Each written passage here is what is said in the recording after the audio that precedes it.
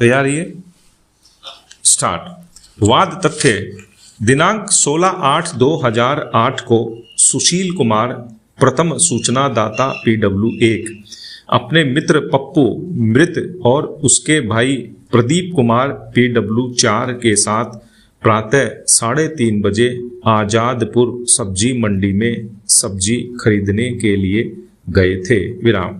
वे सब्जी लेकर जैसे ही आजादपुर सब्जी मंडी के D ब्लॉक से मुख्य गेट की ओर वापस लौटे, D ब्लॉक कॉर्नर के PCO के पास अपीलार्थी सहित 4 अभियुक्त सामने आ गए। विराम। अभियोजन के कथानक के अनुसार 2 अभियुक्त सामने आ गए। विराम। अभियोजन के कथानक के अनुसार 2 अभियुक्तों श्रवण कुमार और पवन कुमार ने मिलकर उससे PW1 14,800 रुपये उसके पॉकेट से छीन लिए। विराम। जब PW1 ने बचाव करना चाहा तो 2 अन्य अभियुक्तों अपीलार्थी और एक अन्य विजय उर्फ कालिया ने आइस पिक से उस पर और उसके मित्र पर हमला कर दिया, जिससे उसे और पप्पू को गंभीर चोटें आईं। विराम। दोनों हॉस्पिटल ले जाए गए। विराम। उपचार के दौरान पप्पू की मृत्यु हो गई, जबकि PW1 उपचार के बाद बच गया। विराम। घटना के बाद सभी अभियुक्त गण घटना स्थल से भाग गए। विराम। PW1 की सूचना पर दर्ज प्रथम सूचना रिपोर्ट संख्या 186 वर्ष 2008 दिनांक 16/8/2008 में प्रारंभ अन्वेषण के दौरान 3 अभियुक्त विजय उर्फ कालिया, पवन कुमार और श्रवण कुमार को दिनांक 17/8/2008 को तथा अपीलार्थी को 20/8/2008 को गिरफ्तार किया गया। विराम।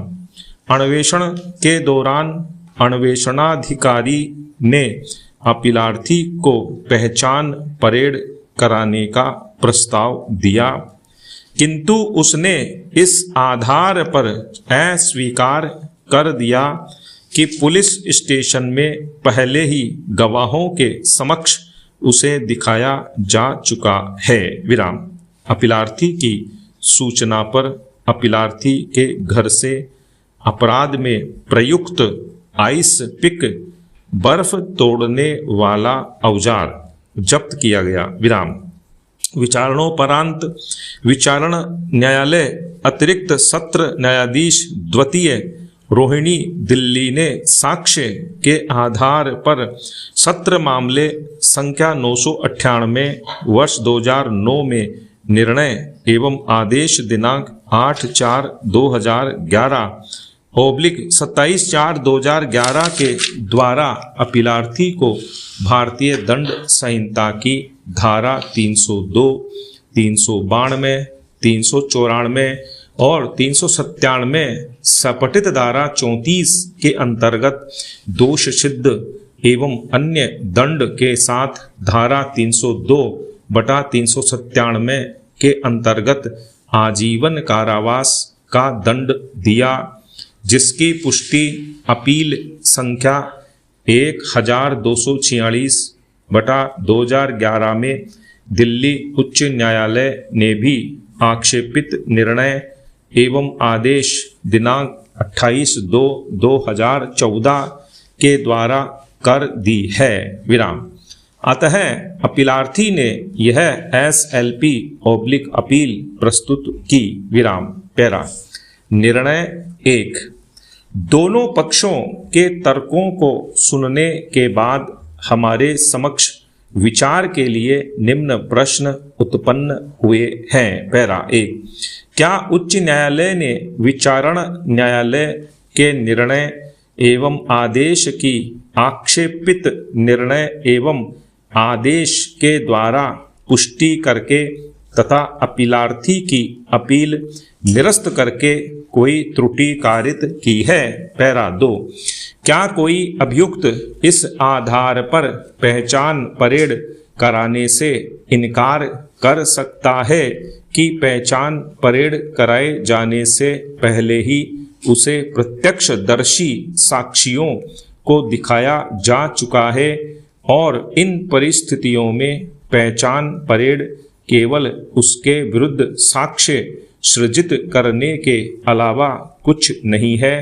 पैरा 3, क्या अभियुक्त अन्वेषणाधिकारी के द्वारा प्रस्तावित पहचान परेड में शामिल होने से इस आधार पर इनकार कर सकता है कि किसी अपराध के किसी व्यक्ति को स्वयं के विरुद्ध साक्ष्य देने को बाध्य नहीं किया जा सकता है। विराम। अन्य शब्दों में, क्या अभियुक्त इस आधार पर स्वयं को पहचान परेड में प्रस्तुत करने से इनकार कर सकता है कि ऐसा करने से संविधान के अनुच्छेद 20(3) के अंतर्गत उसके मूल अधिकार का उल्लंघन होता है। विराम। पैरा, यदि अभियुक्त ने पहचान परेड में शामिल होने से इनकार कर दिया है, तब न्यायालय किस विस्तार तक उसके विरुद्ध प्रतिकूल विपरीत अनुमान लगा सकता है। विराम। क्या ऐसे प्रतिकूल अनुमान के प्रभाव से न्यायालय के लिए पहचान की मूल साक्ष्य को ऐसे पहचान को बिना संपुष्टि के स्वीकार करने का विकल्प खुला है। विराम।